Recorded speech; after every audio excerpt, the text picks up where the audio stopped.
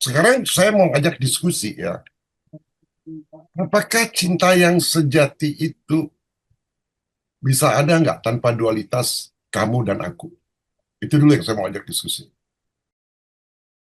Em, Mungkin berdasarkan pengalaman aku ya, sama klien-klien aku gitu. Menurut aku cinta itu nggak perlu antara dua manusia gitu. Justru dulu pada saat aku pikir aku mencintai seseorang, ternyata bukan, itu lebih kepada obsesi dan ego.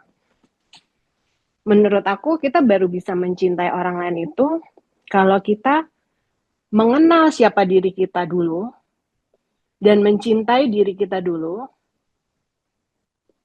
Kita nggak perlu orang lain, nggak perlu, maksudnya nggak perlu lawan gitu loh, nggak perlu ada yang orang kedua. Tapi kita bisa mencintai siapa saja, even strangers. Jadi kita bukan lagi mencintai itu sebagai emosi atau perasaan, tapi menjadi embodiment gitu loh. Menjadi ya kita Oke, udah memancarkan aja gitu. Kayak oke. sekarang gini, dengan aku sekarang lebih mengenal diriku dan jadi mencintai diriku sendiri, which is sebelumnya nggak begitu. Yang aku pikir self love adalah rambutnya bagus, kulitnya bagus, harus manicure, pedicure, ternyata itu bukan gitu loh. Pada saat self love, mengenal diri aku yang otentik itu, aku jadi jatuh kemanapun aku pergi itu bisa jatuh cinta gitu loh. Lihat hal-hal yang sekecil apapun. Setuju nggak tuh sama Firya? Bahwa di awalnya nggak butuh dua. Bahwa di awalnya nggak butuh dua. Bahwa di awalnya nggak butuh dua. Bahwa di awalnya nggak butuh dua. Bahwa di awalnya nggak butuh dua. Hanya satu di level manusia. Setuju nggak? Setuju banget. Setuju, setuju. Meskipun kalau mau didissect lagi sebenarnya itu masih dua juga. Karena Ah, love ourselves itu sebenarnya cinta antara aku kecil, aku ego terhadap aku yang sejati, aku yang sesungguhnya, aku Tuhan itu. Ya, oke. Siapa lagi yang setuju? Bagus dan bagus. Aku kecil sama aku yang besar tadi ya. ya higher self gitu. Berarti tesis di level manusia cinta butuh dua itu salah. Kan tesisnya gitu tadi. Iya, karena kalau kita udah embody love, kita nggak mencari cinta lagi. Nanti Sekarang kau you bisa sampai ke level kita itu. attract dengan sendirinya. Bagaimana you bisa sampai ke level itu? Segini ya, kita bicara cinta hati-hati. Hmm. Tesis saya di level manusia cinta butuh dua. Reverse itu, Prof. Reverse teknologi. Bukan, Jadi bukan. Karena pengertian cinta kalian itu cinta terhadap lawan jenis. Ketika kita dilahirkan, kita sudah menerima cinta dari ibu kita. Tanpa ya, itu juga akan grown up, bro. Ya, Kalau kata cinta itu sendiri diganti sama compassion atau welas asih gimana, Prof? Gak tahu, makanya ajak diskusi.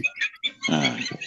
Karena kalau Kamu, ya maksudnya kata cinta itu sendiri memang istilahnya udah pamrih gitu biasanya gitu. Karena mengejar sesuatu, karena ada keinginan, ada hasrat segala macam lah. Tapi kalau welas asih mungkin beda. Welas kata asih atau compassion gitu. kata cinta itu sendiri udah terlalu di abuse, udah terlalu banyak Ya dipakai maknanya udah. secara sembarangan ya. Kalau compassion kan dia lebih ke cinta yang tanpa syarat gitu, unconditional. oke, gimana? Silakan. Silakan diskusi. Kenapa you ganti kata cinta itu dengan kata welas asih? Compassion tanpa syarat. Oke, saya minta izin tanggapin dulu, Prof. Oke, oke. Jadi tadi ada hubungannya dengan waktu pertanyaan yang otak atau jantung itu. Nah, eh, tuh apa namanya emosi atau perasaan, pikiran, indera, dan tubuh itu kan cuma salah satu beberapa feature dari keberadaan kita dalam wujud manusia ini gitu. Pikiran, indera, rasa-perasaan atau emosi, dan tubuh itu sendiri. Eh, Feature dari keseluruhan keberadaan kita. Nah, sedangkan vibrasi universal itu sendiri itu masih belum bisa diberi definisi sebagai cinta anger, envy, jealousy atau apapun. Dia pure dia, tanpa definisi. Sedangkan keberadaan kita beserta semua fiturnya ini, si tubuh, si emosi, si pikiran, si rasa, ini kan dialiri sama vibrasi semesta tadi. Vibrasi Oke. semesta hanya in and out aja, gitu. Nah, vibrasi semesta saat in and out melalui tubuh kita ini sebagai penghantar, juga dia akan mengaliri setiap fitur, mengaliri si pikiran, mengaliri si perasaan, indera dan seterusnya. Vibrasi yang murni tadi bisa terdefinisi menjadi sesuatu sesuai dengan tune-nya kita. Nah, secara natural, tune dari frekuensi si tubuh dengan segala macam fiturnya ini kan beatnya, Prof. Karena beatnya itu yang menentukan frekuensinya, gitu. Kalau beatnya dia ada di beat love, ya maka aliran dari arus energi murni semesta tadi akan diterjemahkan sama si emosi sebagai love, sebagai perasaan cinta gitu. Jadi vibrasi ini cinta yang bukan perasaan, tapi pure love gitu. Karena yang nangkap adalah emosi, maka diterjemahkan sama emosi sebagai rasa cinta. Begitupun ketika beatnya anger, terlalu cepat beatnya terus dia membentuk beat anger. Nah, maka frekuensi yang masuk akan diterjemahkan sama si rasa sebagai rasa marah gitu. Jadi saya setuju sama Prof tadi bahwa eh, itu frekuensi. Nah, frekuensinya ada di mana nih ya, setelannya nih? Apakah di pikiran ataukah di detak jantung itu sendiri? Kalau saya di jantung. Dan untuk kita secara conscious mengatur irama jantung kita itu hampir mustahil karena itu eh, kerjanya subconscious mind, kerjanya reptilian kompleks. Kita nggak bisa ngatur itu secara sadar. Cuman kita bisa mengkondisikan eh, frekuensi dari detak jantung kita dengan cara mengatur frekuensi dari napas kita gitu. Karena itu Oke, itu saling teknik ya. Kita masuk ke teknik ya, bro. ya, ya. Supaya saya nggak hilang dulu ya. Jadi Oke, kan pertanyaan saya itu, apakah cinta yang sejati itu bisa ada tanpa dualitas kamu dan aku? bisa. Saya bilang itu welas asih. Oke. Sekarang tesis kita ini kita harus buktikan dulu gitu. Apa yang disampaikan oleh Pak Nuh, yang ditanggapi oleh dengan bagus sekali oleh Pak Hashim, bahwa itu sudah ada. Kenapa di buku Rancang itu harus ditegaskan lagi gitu ya. Nah, kita ini kan berasumsi bahwa energi itu adalah cinta itu adalah energi kosmik, ya, energi kosmik dan paling dekat di jantung kita, ya, secara elektromagnetik dan secara non lokal kuantum. Kalau cinta itu, ini tesis kita belum tentu benar ya, tapi kalau tesis kita ini benar, kita bisa banyak solve problem. Jika cinta itu adalah energi kosmik, kosmik, semuanya ada dari atom sampai roh. Kemarin kita bicara soal gravitasi pikiran, gravitasi. Kalau cinta itu energi kosmik, pertanyaannya, apakah kebencian, jealousy, anger, itu hanyalah ketidakharmonisan frekuensi dengan cinta, energi kosmik itu? Ya, kalau yang pure tadi, yang pure compassion atau pure love itu, the nature itself already give us example. Oke, Alam ini sendiri sudah memberi kita contoh, asal kita mau menyaksikan fenomena alam secara apa adanya gitu. oke, Contoh, oke, terus? hmm, contoh compassion antara wujud saya sebagai manusia dengan makhluk lain yang ada di sekitar saya, yang tanpa syarat, yang terjadi begitu saja secara alami. Untuk bernafas saya butuh oksigen dan saya menghembuskan karbon dioksida. Pohon melakukan yang sebaliknya. Maka ada imbal balik yang sangat mutual tanpa kita minta terjadi begitu saja secara alami itu. Sorry, sorry bro. Ini justru poin problemnya itu. Apa yang kita rasakan secara alami, kenapa sekarang deviasinya luar biasa, jauh dari situ. Contoh misalnya Pak Hashim mengatakan itu sudah dari dulu tuh percikan ilahi. Kalau percikan ilahi itu adalah energi kosmik, yang cinta itu adalah energi kosmik, sebentar ya, soal karbon dioksida sebentar lagi. Maka ketika ada sesuatu di luar energi kosmik yang namanya cinta itu, maka itu hanyalah ketidakharmonisan frekuensi. Karena energi kosmik itu punya frekuensi kan. Begitu kita merasa benci, begitu kita berarti kita sebagai kita harus perlu tahu ini ada yang nggak harmonis frekuensi dengan energi kosmik. Itu dulu, Mohon izin, jangan ke teknisnya dulu, ya, ke itunya dulu, Oh. pemahaman itu dulu. setuju. Nah, soal teknik napas dan sebagainya itu kan teknik bagaimana supaya kita harmonis dengan frekuensi itu kan ini. Tapi pemahaman kita dulu di tataran yang paling atas dulu, kita sadar nggak begitu ada sesuatu yang kebencian dan sebagainya itu, maka itu ada ketidakharmonisan frekuensi. Apa yang dipertanyakan Profesor tadi dari awal bahwa cinta itu dengan tidak adanya dualitas itu tetap menghadirkan cinta. Kemudian berlanjut pada pertanyaan-pertanyaan berikut. Bagi saya ada yang fundamental di situ. Cuman kita sedang mencarinya ke sana. Dan saya meyakini itu ada. Itu terlihat ketika kita praktek di sini aja. Ketika kita praktek berbicara dengan sekelompok orang, apakah ada kesadaran kita tentang cinta itu yang berhubungan dengan cinta itu? Kesempatan-kesempatan bagi yang lain untuk berbicara. Mungkin saja frekuensi dan gelombang itu datang sebentar, tapi karena kekurangan dan kapasitas diri mereka lemah, mereka tidak bisa mampu mengeluarkan vibrasi suaranya. Atau ada hal-hal yang menghambat di situ tidak keluar itu. Itu contoh kecil dari cinta itu sendiri. Ketika kita punya kesadaran yang lebih luas, kita paham, tapi bagaimana itu keluar? Nah, kesadaran itu yang harusnya menjadi tuntunan kita untuk mengarah pada cinta yang fundamental tadi.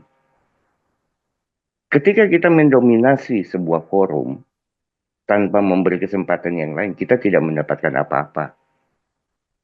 Kita hanya bermain dengan pikiran kita dan apa yang menjadi kapasitas yang kita lihat.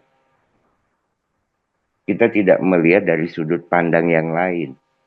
Kita tidak memahami kelebihan dan kekurangan orang yang akan mengutarakan cintanya itu. Dan itu akan berlalu begitu saja. Saya kira bisa menangkap contoh kecil ini gitu loh. Ini kita sedang belajar mempraktekkan dan membahas tentang cinta yang fundamental itu sendiri. Kira-kira itu, Prof. Ya, ini yang saya sampaikan, sampaikan. itu tahap ketiga Pak yang mau saya sampaikan. Udah nanti kita ke sana Pak. Tapi saya bisa tanggapi sedikit ya Pak ya. Di dalam satu forum, kita lihat aja di TV lah ya. Topik yang dibicarakan itu bukan cinta. Oleh karena itu ada kesan menjadi debate gitu kan, ada diskusi.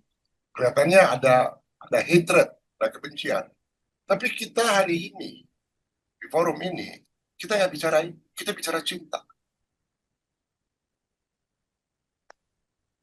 Beda kalau bulan lalu kita bicara remote viewing, karena saya mengerti remote viewing ya saya harus mendominasi pembicaraan itu karena saya mengerti gitu ya. Nah itu harus kita bedakan topiknya. Tapi sekarang saya bicara topik cinta yang semua orang punya. Kalau tesis kita bahwa cinta itu adalah dasar dari energi kosmik itu. Nah, kalau cinta itu adalah energi kosmik, dan kemudian dalam forum lagi kita bicara cinta, misalnya dengan antara suami dan istri lah, itu kan cinta, tapi berdebat, berdiskusi, berantem. Kita bilang nggak harmonis mereka. Nggak harmonisnya kenapa? Karena tidak harmonis frekuensi dengan frekuensi cinta itu. Oleh karena itu, cinta itu saya sering katakan inflasi. Kenapa? Karena frekuensinya kita nggak harmonis sama itu. Betul itu.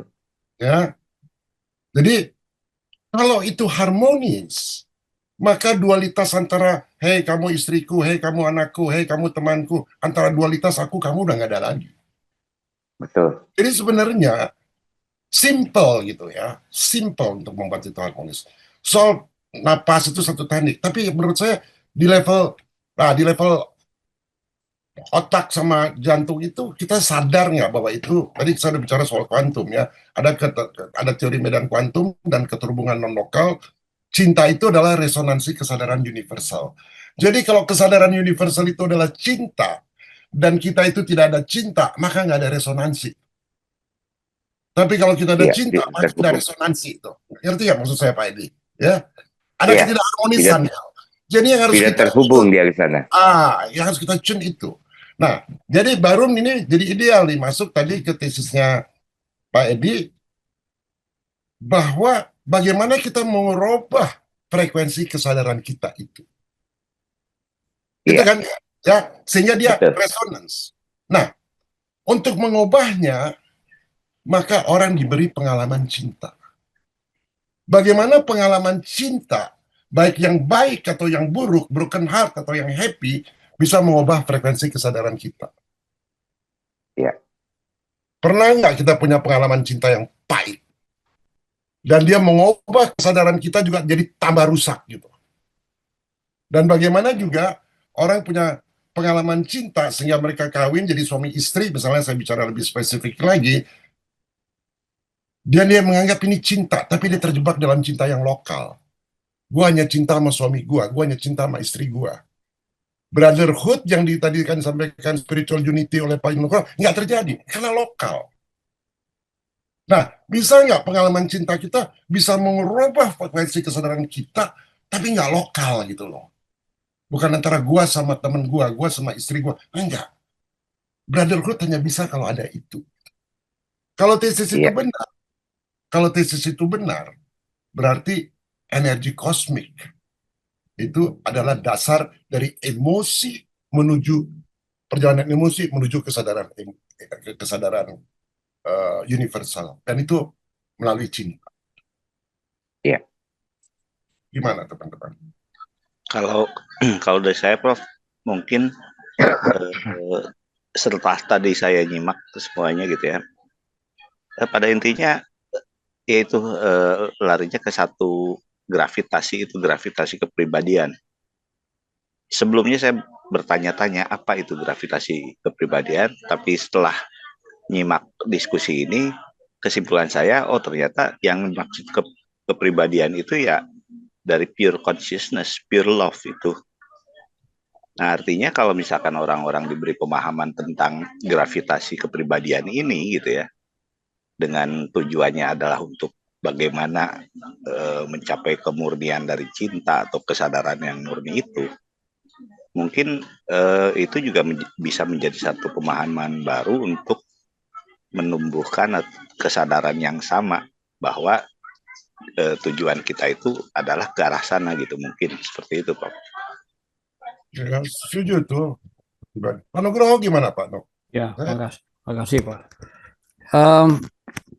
Kalau saya pandangan menurut saya dari buku Rantia lagi Pak ya melihat persis seperti yang Bapak katakan tadi itu, persis tuh. Jadi buku Rantia juga mengatakan bahwa kepribadian cinta atau kasih itu ada 3 level tadi itu memang. Yang pertama adalah Bapak semesta, itu adalah sumber semua kepribadian. Jadi yang menciptakan semua kepribadian, baik itu manusia, baik itu malaikat, baik itu penunggu bumi yang enggak kelihatan, baik itu ibu bumi, roh yang mendiami bumi, bumi itu ada penunggunya. Dikatakan sebagai host, penunggu-penunggu yang ada di tiap-tiap tempat, dan itu mereka adalah pribadi-pribadi. Dan satu-satunya kita menyatukan kepribadian adalah dengan cinta, nggak ada lagi yang lain. Ini sama lah kalau kita ngobrol, kita punya keluarga, kita cinta dengan bapak kita ulang tahun kita pulang, kita atau tiap lebaran tuh apa kita pulang, kita kumpul, kita rasa senang sekali dengan bertemu dengan itu, karena ikatan kepribadian itu menyatukan, itu nggak bisa dihindari. Jadi satu-satunya yang bisa mempersatukan itu adalah cinta, satu-satunya mempersatukan kepribadian. Tetapi kita mesti ingat juga bahwa di dalam diri kita itu ada percikan ilahi dari Bapa Semesta yang sumber cinta itu. Apakah bisa dualitas? Bisa. Apakah bisa satu tanpa dualitas? Bisa. Karena beliau ini sumber. Jadi kalau kita melihat orang-orang yang hidupnya mengabdikan, sering berkomunikasi, sering dekat hidupnya dengan yang ilahi, yang spirit yang di dalam itu, mereka pasti hidupnya menjadi orang yang penuh cinta. Dan itu terpancar gitu, otomatis tuh nggak bisa dihindari, terpancar dalam kehidupan menjadi orang penuh dengan cinta. Kemudian yang kedua, kalau dari level spirit itu adalah energi dinamis lah gitu, energi hidup, energi yang dinamis di alam semesta, energi yang luar biasa, yang dahsyat, yang di seluruh alam semesta ini, yang bintang-bintang, yang semua yang hebat-hebat, yang itu sang putra atau sang pribadi kedua Trinitas itu merupakan satu pribadi yang jelas atau pribadi yang distinct. Jadi yang mempunyai sifat-sifat yang penuh dengan cinta, memang penuh dengan kasih, dan dia berbelas kasihan. Jadi setiap pribadi yang sang putra ini penuh dengan belas kasihan. Kalau ada utusan dari Firdaus, para putra-putra Firdaus datang ke planet kita, sifat utamanya itu adalah belas kasihan. Belas kasihan. Dan itu adalah sikap dari cinta. Sikapnya cinta, orang yang penuh belas kasihan itu sikap cinta kita. Melihat orang yang lain, kita belas kasihan pada orang lain. Jadi kita, itu sikap kita. Kemudian yang ketiga adalah sifat dalam level mind atau emosional. Itu memang tadi persis seperti dikatakan mind over matter. Kalau itu ada koherensi gelombang, ada kalau kita tidak harmonis frekuensi, itu dalam level fisik juga ya itu bisa dibuktikan, itu banyak penelitian mengenai itu. Jadi ada koherensi gelombang dan ketidakharmonisan atau frekuensi itu ternyata di dalam itu, di dalam level emosional dan level mind. Jadi mind itu adalah sendiri satu alam sendiri di mana kecerdasan, teknologi, mind ya, batin, bukan pikiran, itu teknologi lah terutama, itu yang menyangkut dengan badan kita. Badan kita kan teknologi, hasil dari teknologi. Kata pembawa kehidupan dalam buku Rantia itu mengatakan mereka yang bikin badan-badan manusia. Kalau manusia bikin robot bisa dari badan logam, ya kan. Tapi kalau mereka bikinnya sudah, karena mereka udah mungkin sudah miliar tahun lebih dulu dari kita, jadi mereka udah bisa membuat menggunakan badan ini, badan-badan yang sifatnya terbuat dari bahan-bahan yang organik. Nah, itu udah super canggih. Mereka, kita nanti akan belajar itu dan akan diajari itu.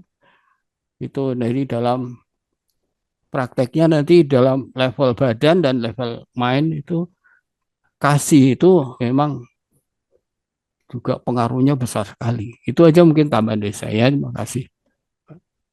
Cinta itu bisa dengan dualitas juga ya tadi ya. Berarti kalau saya simpulkan, kalau energi kosmik dasarnya itu cinta dan dia ditaruh di kita sebagai percikan ilahi, kita manusia punya kepribadian. Kalau kita nggak beresonansi, maka terjadi ketidakharmonisan. Kira-kira gitu kan Pak Nat, ya. Dan ada level-levelnya. Dan ada level yang ketiga yaitu mind. Yang sangat mempengaruhi itu mind kita tuh. Ya, bisa beresonansi nggak dengan itu. Karena yang nomor satu sama nomor dua yang Pak Nugroho bilang itu sudah given. Berarti mind itu ada di manusia. Bagaimana kita membuat itu menjadi frekuensi itu menjadi harmonis gitu. Pertanyaannya masih sama kalau gitu teman-teman. Gimana? Jadi apakah cinta itu bisa ada tanpa dualitas? Apakah ada lagi aku dan kamu? Nah, tadi Pak Nuk bilang di level manusia bisa. Nah, kalau misalnya tidak ada lagi aku dan kamu sesama manusia, berarti sudah tidak ada lagi perbedaan antara aku dan Tuhan. Kalau yang menyatukan itu cinta. Nggak ada lagi aku dan kamu. Oleh karena itu definisi worship, definisi penyembahan bukan menyembah kayak begitu, kayak slave. Tapi definisi penyembahan adalah penyatuan yang menyatukannya itu pakai hukum energi kosmis itu adalah cinta. Makanya kita bisa ngerti kalau Yesus mengatakan aku dan Bapakku satu. Kenapa? Karena yang dipersatukannya adalah cinta. Itu tesisnya itu. Nah, kalau gitu, kata Pak Nugroho kan bisa dua tuh. Ya, bisa antara aku dan kamu, cinta itu bisa dengan dualitas dan tanpa. Oke, kalau gitu kita bicara di level manusia. Di level manusia, cinta itu butuh dua. Ya, dalam pengalaman sehari-hari, cinta memang muncul dalam hal relasi. Ada subjek, aku, dan ada subjek kamu. Kan gitu. Jadi artinya di sini cinta itu dalam level manusia itu, bukan spiritual, ya, nanti kita ke situ ya. Cinta di sini adalah gerak keluar. Dorongan menuju yang lain. Tanpa yang lain, kita nggak punya arah bagi ekspresi cinta itu. Coba pikirin. Misalnya kita sendiri, kita nggak bisa mengekspresikan itu. Jadi pemahamannya saya, main panoramanya ya dua di level manusia cinta butuh dua. Karena cinta di sini geraknya keluar. Misalnya kita dengan pasangan kita, geraknya keluar. Dorongan menuju yang lain. Karena tanpa ada yang lain itu dalam tanda kutip, tidak ada arah bagi ekspresi cinta. How about toward ourselves, Prof? Kenapa? Bagaimana kalau cinta itu terhadap diri kita sendiri? Ya, jadi gerakan keluar itu hanya bisa kalau kita love ourselves, paham mengenai itu dulu. Celakanya, sering sekali yang kita bilang love ourselves itu sering diterjemahkan sebagai ego. Karena how you bergerak keluar, memberikan cinta, if you don't love, arti cinta itu yang ada di dalam diri you sendiri. Paham nggak? Kalau saya memahaminya ini dari energi kosmik gitu. Saya harus beresonansi dulu dengan yang di atas, cinta saya itu bereson, baru saya bisa gerak keluar, bro. Karena kalau enggak, gerakan keluar kita itu bukan gerakan, itu gerakan cinta yang inflasi, menurut saya itu. Ya, Ya, ya, ya. paham nggak maksud saya? Paham, Prof. Kalau cinta yang sifatnya dualistik itu akan selalu melibatkan rasa nyaman tidak nyaman, suka tidak suka yang dimunculkan oleh si mind, si part of the ego gitu. Cuman kalau Persis, cinta persis, dan yang itu poinnya yang gini. universal, Ah, bahkan hidup ini kita kepada sebuah kesulitan, penderitaan, kita akan accept itu sebagai the first self, because tadi adalah bagian dari proses tuh. Kita menyadari diri kita yang tadi yang seperti Pak Gun bilang, yang percikan ilahi itu. Karena kan nggak mungkin aku yang perasaan punya kapasitas yang cukup untuk menampung resonansi cintanya aku yang ilahi. ya, ya. Oke. Jadi gini, tanpa ada yang lain, kita tuh nggak punya arah untuk mengekspresikan cinta kita itu. Betul nggak, bro? Ya, Pak. Terima kasih, Pak. Itu benar sekali, Pak. Ya, Saya gimana, Pak? mendengarkan Bapak tadi itu cinta itu perlu arah keluar dari ini.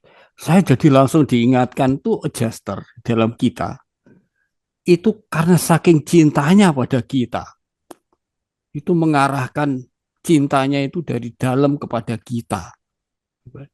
Dari situlah kita, jadi kita ini objeknya, kita penerima cinta itu. Beliau di dalam ini sangat mengasihi kita sehingga mengarahkan cintanya kepada kita. Dia nasihati kita, dia kasih janji pada nanti akan menyatu dengan kamu, jangan khawatir, dan itu kita bisa rasakan dalam kehidupan kita.